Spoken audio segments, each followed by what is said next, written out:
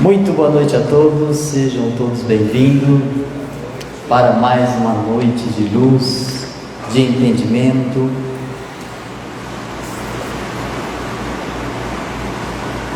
Quando o culto do Evangelho brilha no centro do lar, a luta de cada dia começa a santificar. Comentários de Carla Fazanelli. É preciso considerar nossa condição de deméritos avaliadores da vida em sua grandeza de luz e oportunidade. Por isso, não raro maldizemos a nossa própria vida, quais cegos que caminham sem saber onde chegar. Pensamos, vibramos e agimos como forças biomagnéticas inconscientes das dores que provocamos involuntariamente em nós mesmos. Mas o Pai amoroso e justo não nos manda ao campo de batalha reencarnatório sem nos munirmos das ferramentas para a nossa vitória espiritual. O culto do Evangelho é a lanterna acesa, refletindo a proteção do alto, a nos guiar para o enfrentamento que nos farão alçar voos evolutivos. Então, nós espíritas temos a obrigação de fazer o culto do Evangelho no lar pelo menos uma vez por semana. Isso nos traz uma luz, um entendimento, uma harmonia em nosso lar. É o que diz aqui o comentário da nossa dirigente querida Carla Fazanelli Galera. Vamos para a nossa prece.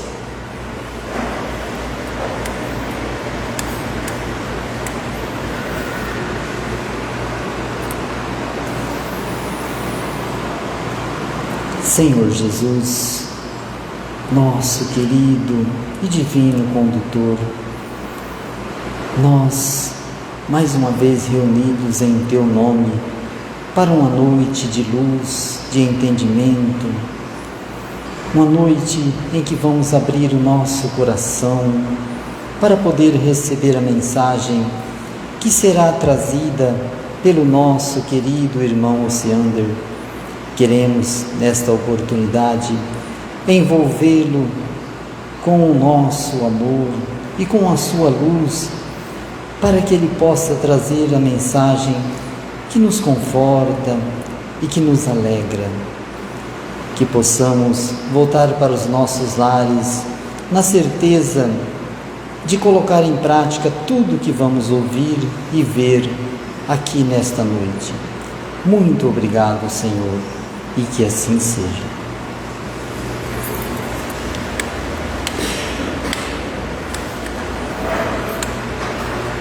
E hoje o Ossi vai trazer para nós no reino da palavra. Obrigado, Rei. Obrigadinho. Eu vou pôr aqui, peraí. Fica mais fácil assim. Pronto. Não é que não caia. Valeu, Rei. Obrigado. Boa noite, caros irmãos. Que satisfação estar aqui mais uma vez na nossa casa espírita do coração, nosso Luz.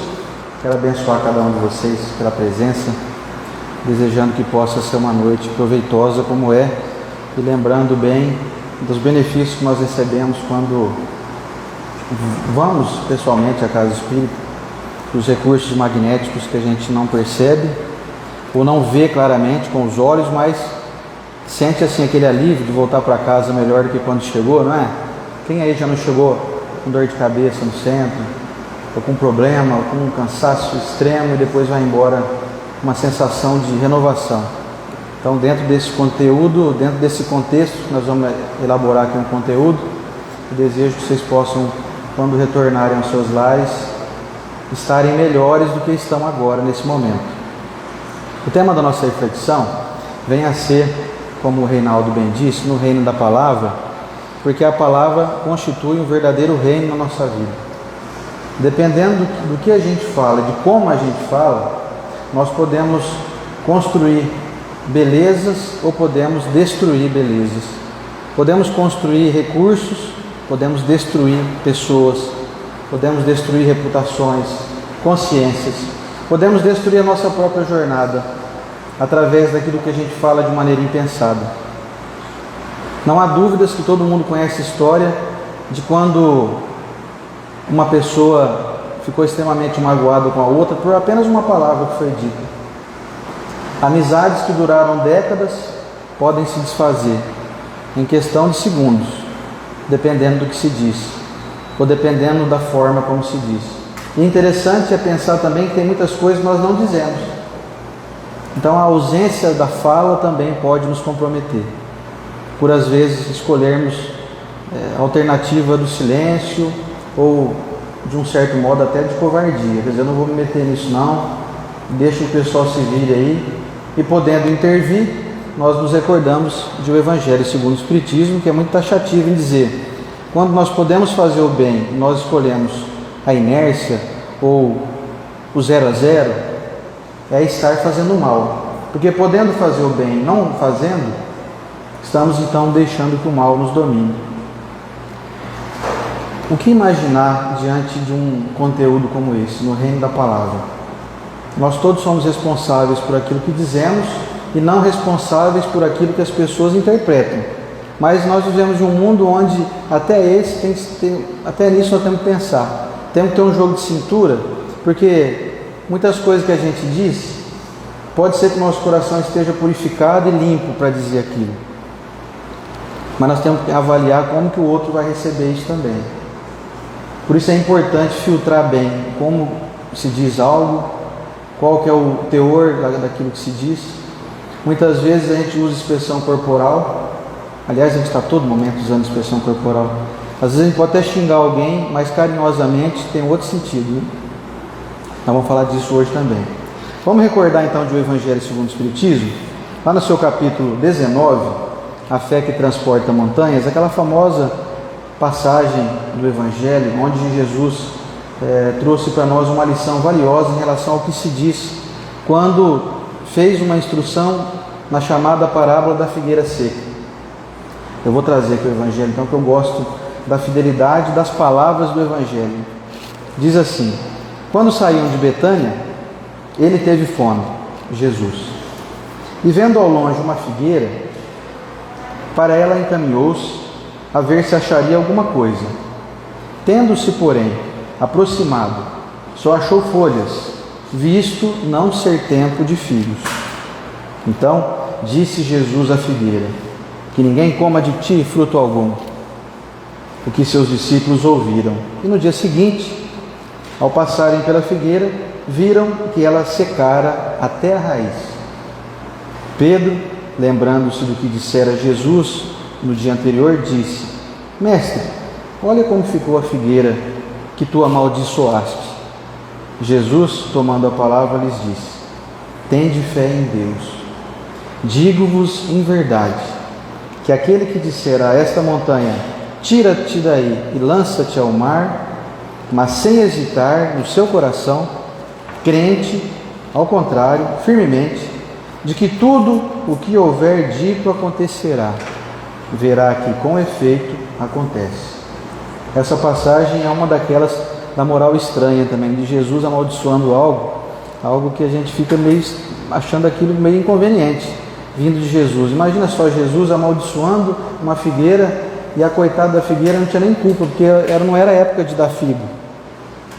Então, além de ser um fato que precisa ser estudado de uma maneira adequada, causa estranheza assim: mas será que Jesus está meio ruim da cabeça? Será que ele não sabe que não é época de figo? E mesmo sabendo, não é estranho imaginar Jesus amaldiçoando algo? Mas a mensagem não é bem assim.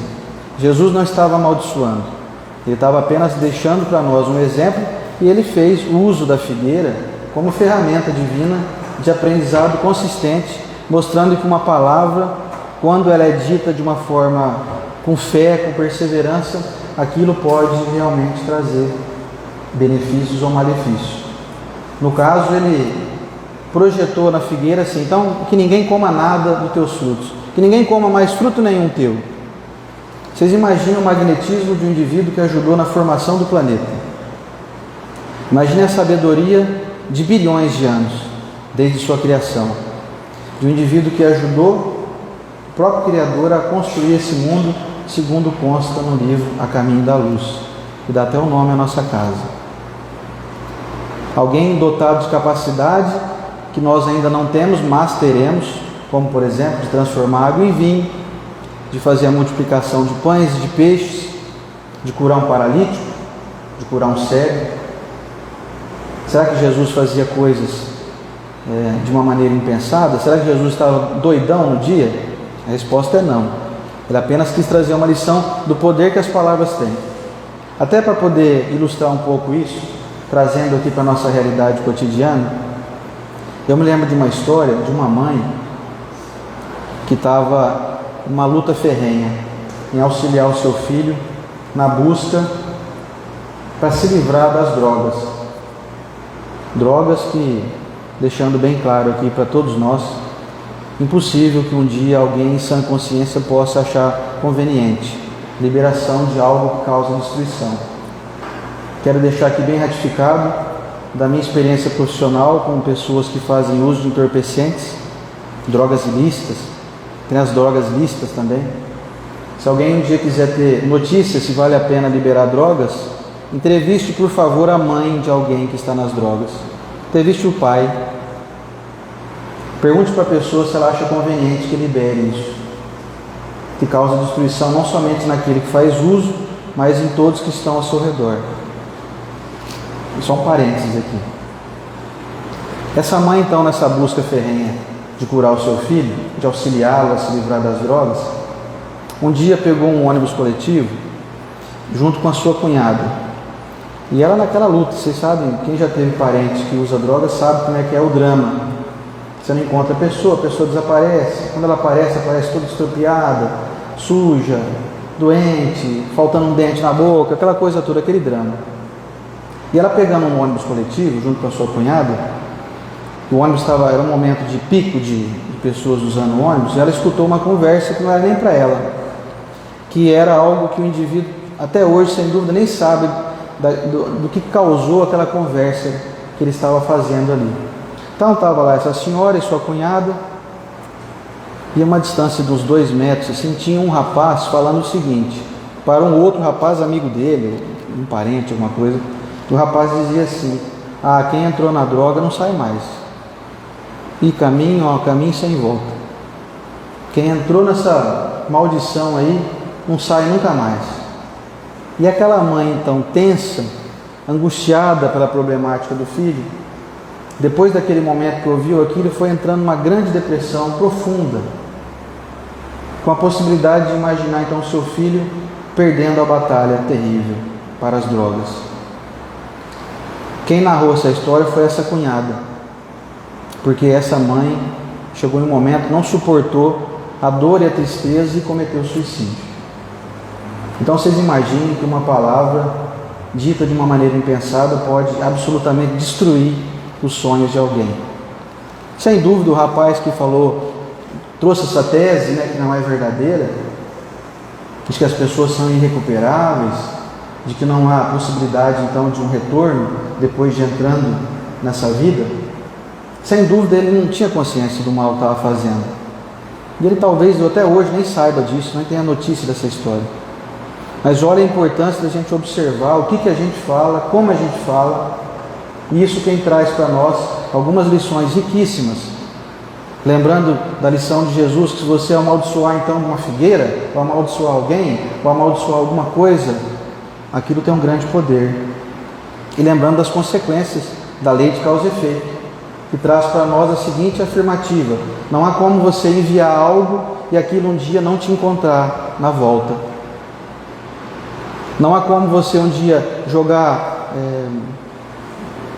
como se fosse pregos no caminho para alguém pisar. Não há como você um dia não ter que retornar por aquele mesmo caminho, e aqueles pregos você mesmo vai acabar pisando, porque você vai ter que passar por aquele caminho. Então, no reino da palavra, é lembrar que nós temos uma grande capacidade na nossa jornada, na nossa voz.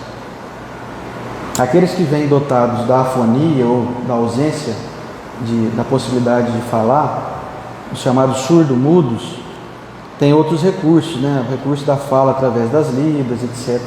De todo jeito a gente está se comunicando. A não ser aquele indivíduo absolutamente em estado de coma, sem possibilidade nenhuma de comunicação. Alguns até conseguem fazer alguns pequenos gestos, piscar um olho, movimentar a ponta de um dedo, etc. Ainda assim há como se comunicar. Mas vamos nos ater à questão do que a gente fala, de como a gente fala, do que a gente deve falar e do que a gente não deve falar. Quem trouxe para nós essa lição foi o Espírito André Luiz, através da abençoada mediunidade de Chico Xavier, na sua magnífica obra doutrinária, contida nesse livro aqui, Aulas da Vida. No capítulo 10, tem o título de No Reino da Palavra. Eu gostaria de debater com vocês ou trazer aqui um esmiuçamento dessa mensagem. Ele começa dando a primeira recomendação. São apenas dados que a gente pode observar e acatar ou não. Só que são dados bastante consistentes para nos convencer de que isso daqui, quando colocado em prática, pode modificar a nossa vida para melhor. E ele coloca a primeira recomendação com apenas 2 pequenas e simples palavras: não grite. O grito faz com que a gente tenha que obrigatoriamente se exasperar, modificar as nossas fibras íntimas em busca de ferir alguém com a palavra, a não ser em certos casos isolados, quando você grita porque teu time foi campeão, quando você grita porque você viu um negócio bonito. Existem exceções, mas de modo geral, falando aqui do grito, aquele que quer ofender, que quer ferir, realmente não há como nós ferirmos alguém sem nos ferirmos também. Quando ele diz não grite, a gente fica imaginando aquelas pessoas que gritam, às vezes até de uma forma impensada, sem raciocinar sobre o malefício causado. Na minha casa, por exemplo, tem uma regra: ninguém grite chamando ninguém. Se quer chamar alguém, vá perto da pessoa. Então tinha um fatinho corriqueiro, que a minha filha menor às vezes chamava a mãe: mãe! E ela lá da sala, né? Traz água para mim! Aquela coisa, sabe? Aí às vezes quem está lá longe, às vezes está na cozinha, ou está no quarto, está distante, tem que responder: peraí, daqui a pouco eu vou. Aí ficava aquele grande, 2 alto-falantes em casa gritando lá, você imagina. Então de vez em quando acontece isso, dá uma escapulida, que a lição já foi dada: ó, não grite. Você quer falar, chamar tua mãe, vai lá perto dela. Às vezes a Lívia esquece. Aí ela dá aquele gritinho, aí ela já lembra, fala: opa, vai lá, tua mãe está lá no fundo. Às vezes ela nem vai te ouvir. Ficar esse griteiro aí, como é que faz? Causa desarmonia no ambiente, causa um transtorno, causa um desequilíbrio, mostra uma desorganização, mostra uma desconsideração com quem está ouvindo o que a gente fala. Quando nós gritamos, mostra que nossos corações estão afastados, que é diferente de quando acontece um caso de amor, né? Você está com a sua namorada, eu acho que todo mundo que já namorou alguém, é aquela conversinha bem ao pé do ouvido, bem baixinha, né? Assim, toda calorosa, amorosa, meu docinho, meu amorzinho. É falado baixinho, às vezes a voz até falha, né? Porque a gente fala tão baixinho, porque os corações estão próximos. Agora, quando os corações estão distantes, o que a gente tem o hábito de fazer, e muitas vezes, de nosso modo, de modo geral, de nossa parte, é impensado, é natural. Nós fomos assim criados e desde o início da nossa jornada nós acostumamos a ganhar as coisas no grito, não é assim? Quem fala mais, né, pode mais. Quem grita mais alto às vezes vence uma discussão, e hoje em dia não é bem assim. Quem fala mais alto pode até causar medo, mas não vai causar respeito. Eu lembro muito de um professor meu na faculdade que tinha uma habilidade incrível, que eu admiro muito, até hoje me lembro dele.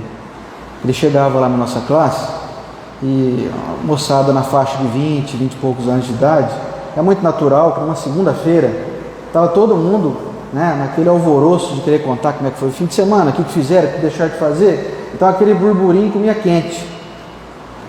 E ele fazia algo que eu acho que, não sei se ele chegou um dia a ler o André Luiz, mas ao invés de começar a sua aula falando alto para poder fazer com que sua voz transpusesse a altura da voz dos alunos, ele fazia o contrário. Ele começava a falar baixinho. E como estava todo mundo ali interessado em saber da matéria, inclusive era uma matéria que, me perdoem quem gosta aí de biofísica, você lembra, Elaine, dessa matéria? Biofísica, meu Deus, uma matéria chata pra chuchu. Bioquímica e biofísica, nossa. Um monte de fórmula lá de química, diabo 4 lá, que ninguém gostava, mas ele era um professor tão maravilhoso, tão gentil, todo mundo se apegava naquela matéria extremamente não gostável, vamos dizer assim. E aí ele chegava na classe, então, ele começava assim: muito boa noite, tá todo mundo bem aí, hoje a matéria... Então ele falava baixinho, e todo mundo era obrigado, assim, a se calar, literalmente. Já tinha um outro professor, chegava dando tapa na mesa, ó: silêncio aqui, por favor, vocês estão pensando que vocês estão no jardim de infância, etc. Ele falava brincando também, mas ele falava alto. As pessoas ouviam mais do que falava baixo, davam mais moral para ele, porque sabia falar sem ferir, falar sem agredir os ouvidos. Então, já para encerrar aqui essa primeira frase, não grite. Lembre-se que quando você grita, você já viu alguém gritando que a veia do pescoço aqui estufa assim, parece que vai explodir? Será que isso não faz mal? Eu acho que faz. Você gosta de ficar perto de alguém que grita? Ou você acha a pessoa inconveniente, despreparada, destemperada? Você já gritou bastante num dia, sei lá, numa festa, num show que você foi assistir, de algum artista que você gosta? Você cantou todas as músicas do show. No outro dia, como é que estava a sua garganta? Absolutamente rouca. Será que fere somente o corpo físico? Ou será que fere também o nosso organismo espiritual? A resposta é a B. Tudo que você faz com o seu corpo reflete no seu perispírito. Será que se você ingerir muita comida, 2,5 kg de comida, dali uma hora você vai deitar e vai dormir, fala: vou tirar um cochilinho aqui, será que vai ferir só o seu corpo físico? Se você ficar um dia inteiro sem beber água, será que é só o corpo físico que fica ferido pela desidratação? As consequências, será que não vão reverberar no espírito? A resposta é sim. Tudo traz consequências. E o vice-versa também é real. Aquilo que você faz de bom para o seu espírito reflete na saúde do seu corpo físico. Se você usa a voz com moderação, de forma equilibrada, de forma sensata, respeitosa, você transmite essas informações e essas sensações para o seu organismo, de modo que a saúde física será quase que obrigatória. Não há como providenciar doença em alguém equilibrado. Segunda recomendação do André Luiz: conserve calma. Muitos de nós podemos estar pensando assim: mas não é fácil não, nem tem hora na vida que a gente destempera. De fato, tudo que vai ser falado aqui é uma grande realidade que a gente não faz habitualmente.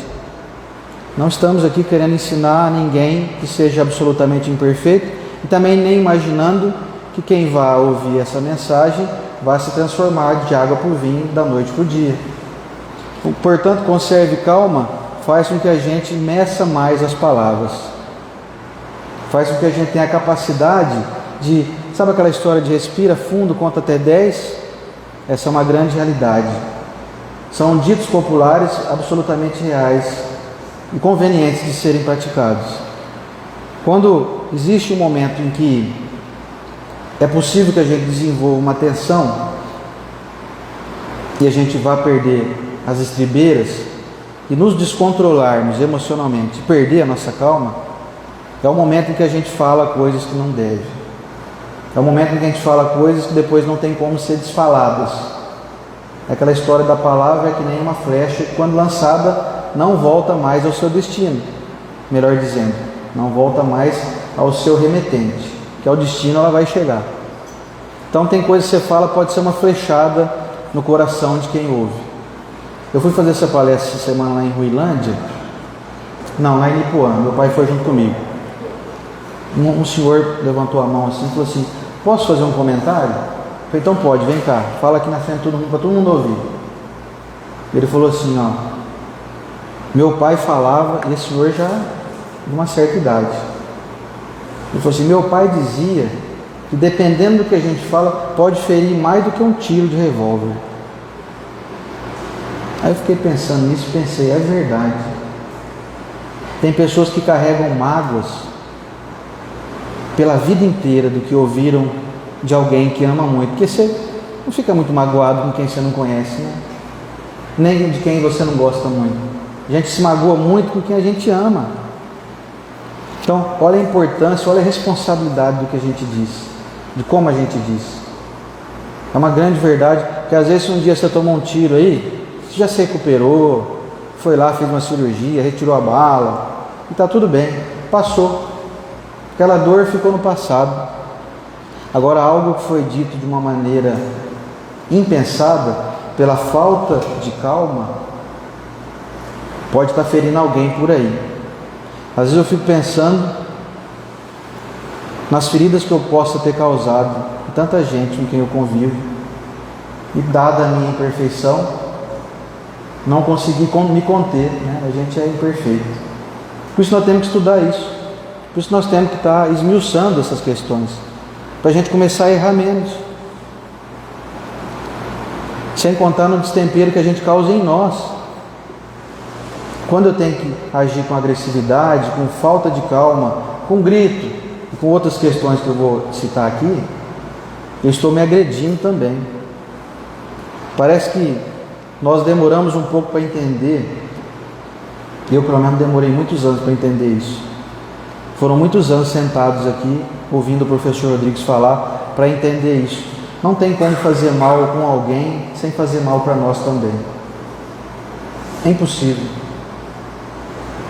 Tudo que eu me movo, eu lembro sempre daqueles personagens do desenho, aliás, do videogame Mortal Kombat, vocês lembram? Tinha o Mortal Kombat, tinha o Street Fighter, vocês lembram disso? Não tinha uns personagens lá que criavam poder assim, fazia aquela bola e emitia e jogava no outro? Aquilo lá é pura verdade. A gente não faz aquela bola lá assim, visível, né? Nós não temos esse poder ainda. Mas mentalmente, quantas vezes nós já não fizemos isso com alguém que a gente não gosta, ou que fez alguma coisa que nos desagradou? A questão é, será que tem como eu fazer isso? De onde eu tiro essa energia para enviar para o outro? Ela tem que sair de mim, porque das forças superiores não é, elas não virão. Das forças superiores só virão energias produtivas, construtivas, edificantes. Então eu tenho que tirar de algum lugar, né? Para poder desejar ferir alguém, eu tenho que tirar de mim isso. Tem que sair de mim. E essa energia é como se ela fosse assim: nós ganhamos uma poupança divina para a gente transformar esse dinheiro, entre aspas, energético, como a gente quiser. Você pode usar essa energia para produzir o bem ou para produzir o mal. A mesma inteligência que você tem para desenvolver mecanismos de ajudar alguém, de elevar alguém, você pode usar para destruir alguém. Hoje em dia está até na moda, né? É o pessoal que gosta de cancelar o outro. Cancelamento. Vamos coletivamente destruir a reputação de alguém. Se eu não posso falar porque eu tenho um pouco de receio, né? Mas eu posso escrever nas redes sociais. Eu estou falando também. Estou falando, escrevendo, digitando, datilografando, não tem mais datilografia, né? Digitando, um teclado de celular, de computador. Então essa energia produzida sairá de nós e nos fará falta em algum momento. Às vezes você vai precisar dessa mesma energia para recompor algo no teu organismo que não está funcionando muito bem. Cadê a energia? Ela estava aí, você usou ela para destruir alguém, para gritar, para xingar, para ofender, para jogar esse raio aí do Mortal Kombat, do Street Fighter. Outra recomendação do André Luiz: use a imaginação sem excesso. Ou seja, pense bem no que vai ser falado. Não crie fantasias. Não seja um indivíduo que fala pelos cotovelos. Modere aquilo que você vai expor. Calcule os riscos. Planeje não ser alguém que fala e as pessoas não ouvem. Porque o indivíduo que imagina demais acaba inventando inverdades, acaba falando de coisas que não sabe com propriedade, acaba perdendo a credibilidade. As pessoas não querem te ouvir. Ou então ouvem por educação e falam: tá bom, vai, acaba de falar logo aí, pelo amor de Deus. Então, quem usa muita imaginação para falar, pode estar tentando às vezes até agradar, mas pode estar cometendo o excesso de desejo de agradar, mas sendo inconveniente e criando fantasias, coisas que não existem. Então é pé no chão, fale daquilo que você sabe, ainda mais quando for ajudar alguém. Não crie ilusões, não invente coisas mirabolantes, você pode prejudicar alguém. E quando pensar assim, o que eu falo? Se bater a dúvida uma vez, duas, eu não sei o que falar, é melhor ficar em silêncio.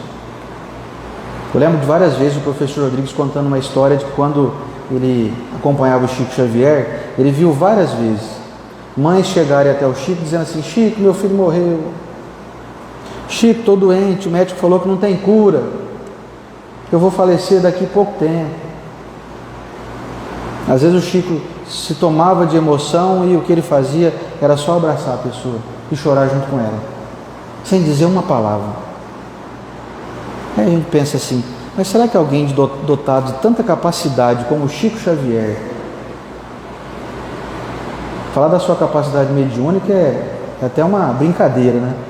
A maior antena psíquica desse mundo até hoje, sem dúvida nenhuma. Será que ele não tinha o que falar? A resposta é: tinha. Sem dúvida ele tinha um cabedal de conhecimento infinito para falar de várias teorias, de várias coisas, mas às vezes a sabedoria consiste naquilo que a gente deixa de falar. Às vezes resolver ficar em silêncio é mais sábio do que às vezes consolar de uma maneira inconveniente. Ele poderia dizer, por exemplo, assim: ô minha irmã, Deus sabe o que faz. A mulher fala assim: Deus sabe o que faz, o raio que o parta. Eu estou sofrendo aqui, você se converte de Deus aí para mim? Não quero saber de Deus, não. Quantas pessoas que a gente conhece que já não se revoltaram contra Deus. Então tem hora que é melhor a gente só acolher, não dizer nada. Tem hora que a melhor coisa que você diz é não dizer nada. Guarde o silêncio, modere as palavras, diminua a sua imaginação. Senão a gente tem que ficar imaginando, né? O que será que aconteceu para essa mãe ter perdido o filho? O que será que aconteceu porque ela está doente em fase terminal? Aí a gente começa a imaginar coisas, né? Ah, isso aqui é uma tragédia que acontece com muitos espíritos. Ah, teu filho pagou um karma do passado aí. Ah, com certeza ele matou alguém, por isso que ele morreu agora. Aí você mata a pessoa de novo. A mãe já está morta, né, por dentro, de tristeza da perda do filho. Aí vem essas teorias, essas imaginações, que nós não sabemos o real conteúdo, qual que é o verdadeiro. Então que beleza poder às vezes silenciar e não falar nada. Recentemente faleceu um amigo meu num acidente trágico de moto. Nós fomos visitar a esposa dele lá, a viúva, amiga nossa, até esteve aqui recentemente. Você não tem o que falar. Ela perguntou assim: por que isso aconteceu com ele? Se eu desse qualquer resposta, seria fruto da minha imaginação. A gente pode cogitar algumas coisas, né? Mas será que é conveniente? Será que eu vou ter resposta para dizer para uma viúva do porquê que o marido dela sofreu um acidente de moto e faleceu instantaneamente? Será que eu sou tão bom assim mesmo? Aí a gente sabendo, quanto mais a gente estuda, mais a gente descobre que a gente é pequeno, que a gente não sabe nada, né? Falei para ela: vamos orar, porque essa resposta nós não vamos ter. Vamos abençoar a vida dele no mundo espiritual, porque querer saber os motivos, se a gente tivesse acesso, muitas vezes seria altamente constrangedor. Por isso que a gente não sabe. Nós não temos capacidade de saber. Senão a gente saberia. Talvez venham algumas pessoas despreparadas. Olha, estou recebendo uma informação aqui do meu benfeitor que ele faleceu porque é isso, porque é aquilo. Aí você acaba mais com a pessoa ainda. Então é melhor a gente deixar as coisas que a gente não sabe nas mãos de Deus e diminuir a nossa imaginação para não falar coisas inconvenientes. Fale com inteligência, sem exibição de cultura. Outro fato também a ser observado, importante, que muitas vezes a gente fala não para construir, mas para demonstração de valor próprio. Eu não falo para ajudar o outro, eu falo para mostrar que eu sei. Quer dizer, olha disfarçadamente aí um lance de culto ao próprio ego, de vaidade, de orgulho por saber. Eu lembro muito do professor Rodrigues falando aqui também. Você vê que eu estou falando do professor Rodrigues muito hoje, né? Acho que o espírito que anima ele deve estar aqui em volta de mim aqui, porque para lembrar tanta lição valiosa que ele nos fala, né? Ele fala assim: se você quer ficar falando de você, qual que é a vantagem disso? Ninguém te suporta.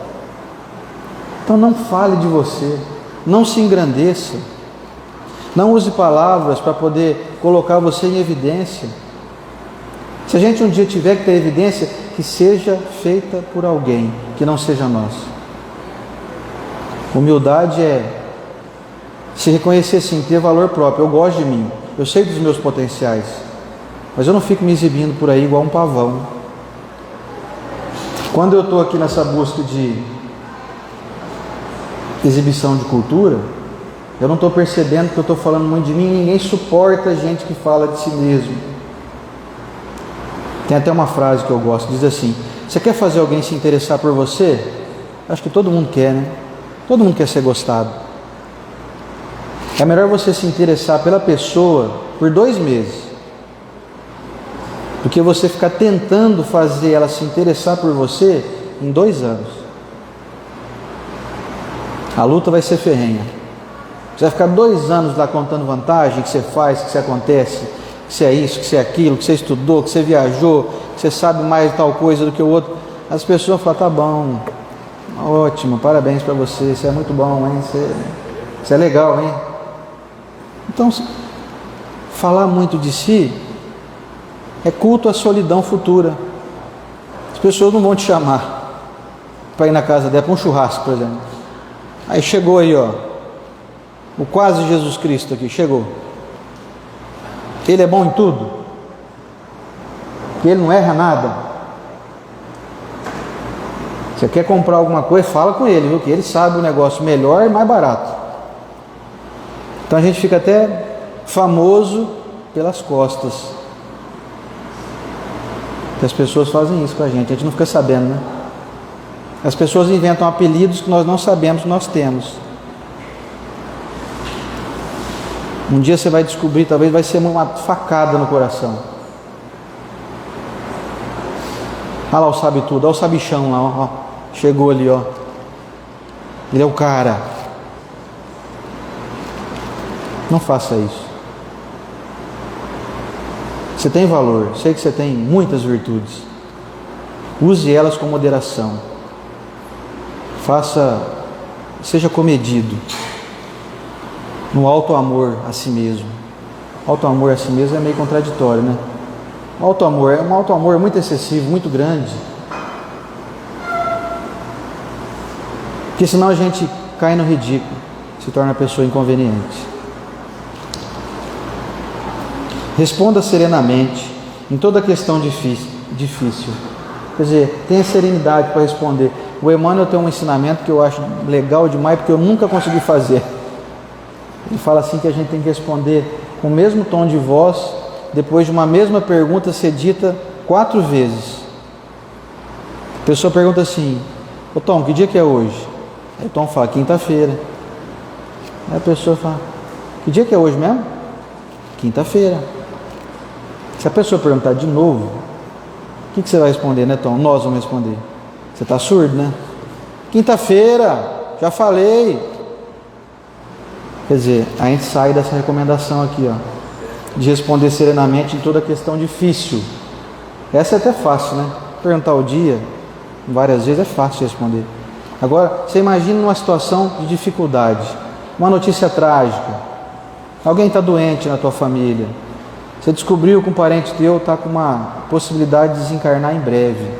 Você descobriu que recebeu um telefonema, seu parente acabou de sofrer um acidente, está em estado grave, ou até desencarnou. São questões difíceis. Se a gente cultivar pelo menos um pouco de serenidade, você não precisa ser uma pessoa quase como um monge budista, zen, com a mãozinha assim, ó. Não precisa de exagero, mas assim, cultivar a serenidade é se programar para, em momentos de dificuldade, agir da melhor maneira, ou de uma maneira muito melhor. Outra questão: evite a maledicência. Maledicência é uma maneira sutil e covarde de se auto-engrandecer. quando eu falo mal de alguém, significa que automaticamente aquele indivíduo é uma besta, logo, né, queira ou não queira, se estou falando que ele é uma besta, lógico que eu então não sou uma besta. Olha aí, tá vendo? Olha a evidência de novo, né? Se ele ali está falhando, é sinal que eu não falho, porque se eu estou criticando ele, eu não faço isso. Ou se eu estou falando dele pelas costas, é sinal que isso que ele está fazendo, eu não faço mais. Logo, se ele é uma besta, eu sou uma pessoa maravilhosa. Então, o indivíduo maledicente, além dele perder um grande tempo na própria vida, além dele ser alguém bastante improdutivo em cuidar das próprias questões, se transforma numa pessoa ácida. E ambiente ácido é propício a doenças físicas e espirituais. Quando eu escolho esse caminho, acho que eu já até falei disso aqui em outra temática, estou me lembrando aqui. Quando eu escolho esse caminho de procurar esmiuçar a problemática do outro, é sinal que eu tenho uma grande virtude, eu sou capaz de enxergar problemas que os outros estão praticando. Essa é uma virtude. A questão é, o que eu faço com essa informação? Seria recomendável, então, pela doutrina espírita e por Jesus, que a gente praticasse a chamada benevolência. Ou seja, eu vejo alguém que usa um caminho equivocado e que está se destruindo, então eu tento auxiliá-la com a minha benevolência, sabendo que ela ainda é incompleta naquele quesito, eu vou tentar ajudar ela, para ela parar de seguir esse caminho ruim. Então eu vou lá conversar com ela, vou lá ajudar ela.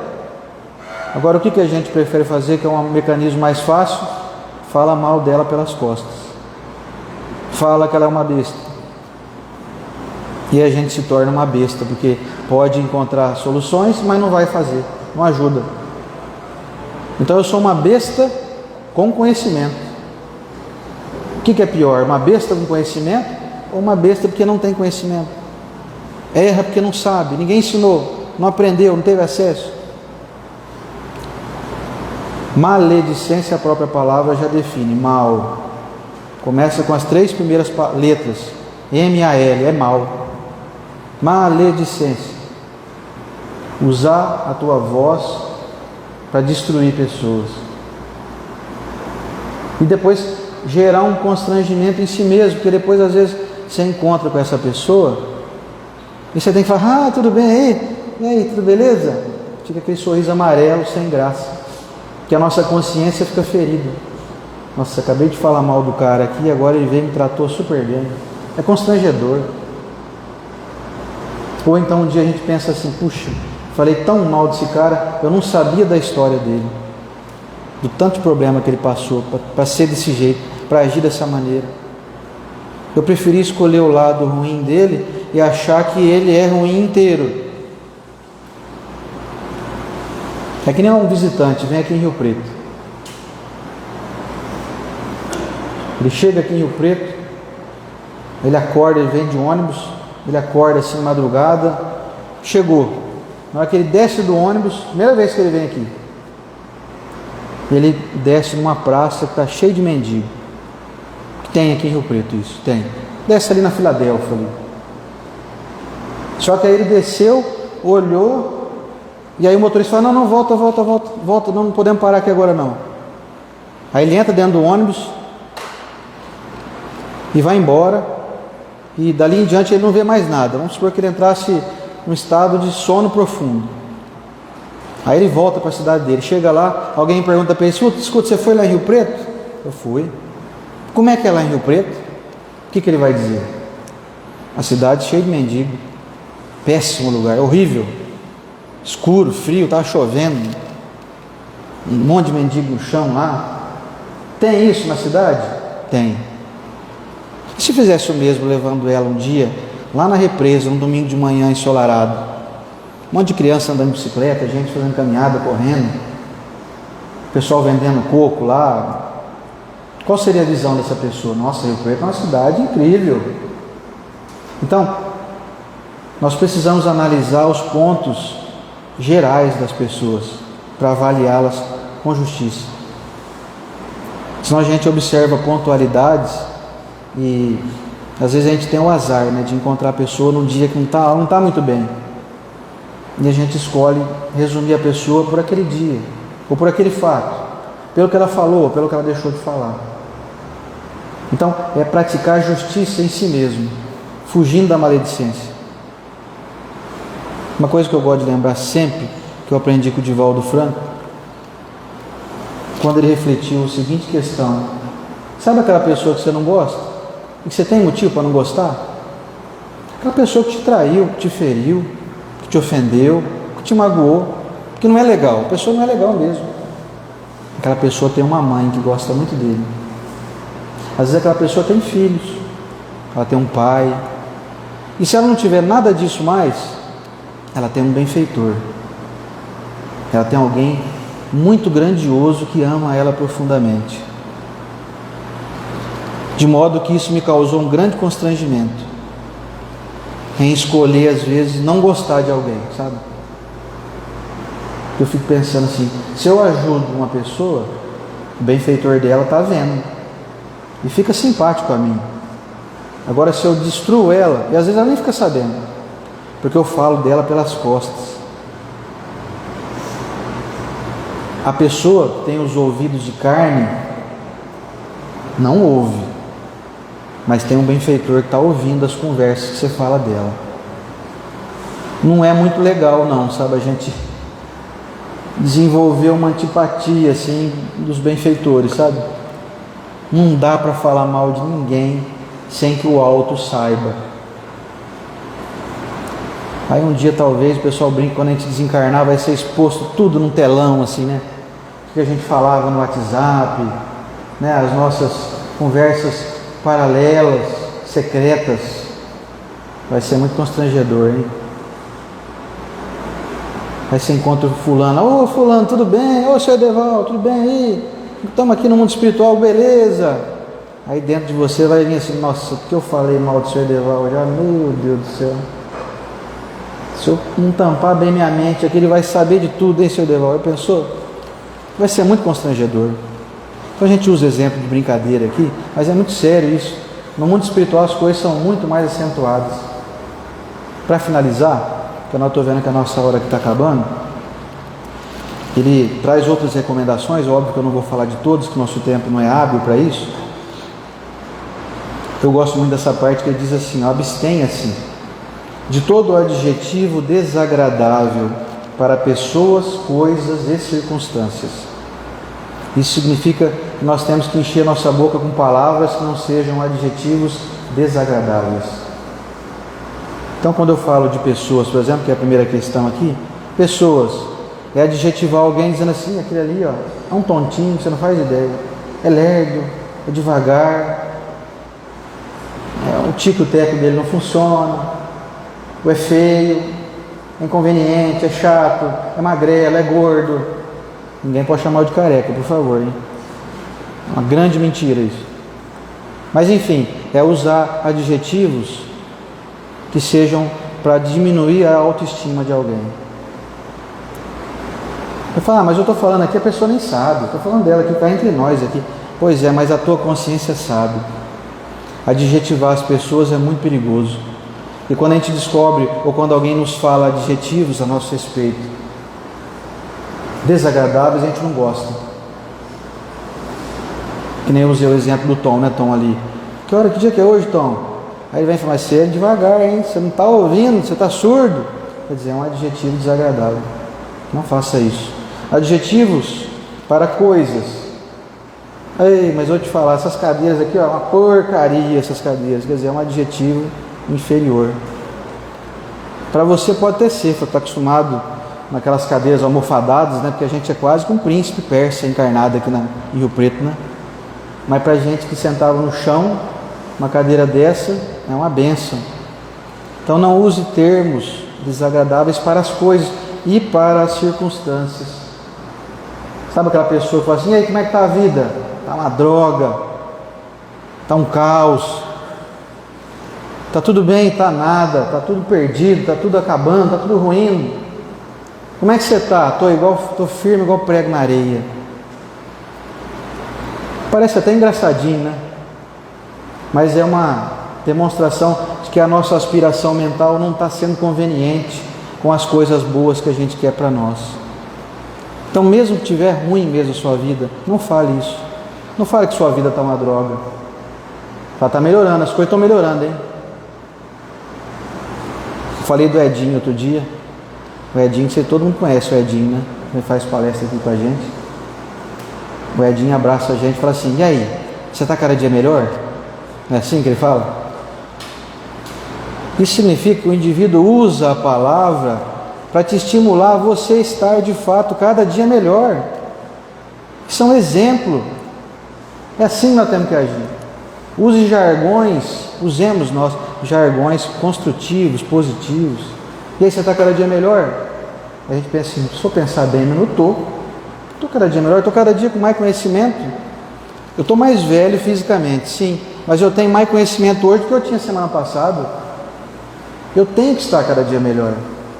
E nós temos que cultivar esse tipo de atitude para o nosso bem e para o bem de quem depende de nós, para as pessoas que estão ao nosso redor, que esperam de nós melhores ações.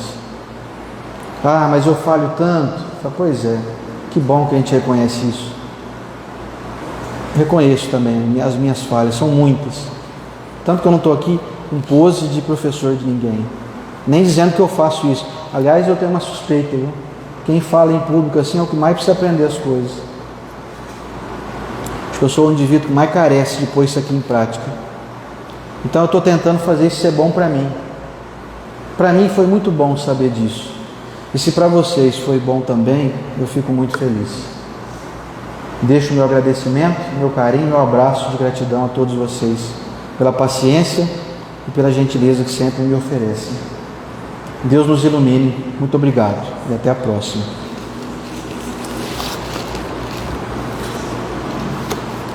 Certo, seu rei? Vamos ao sorteio dos livros agora.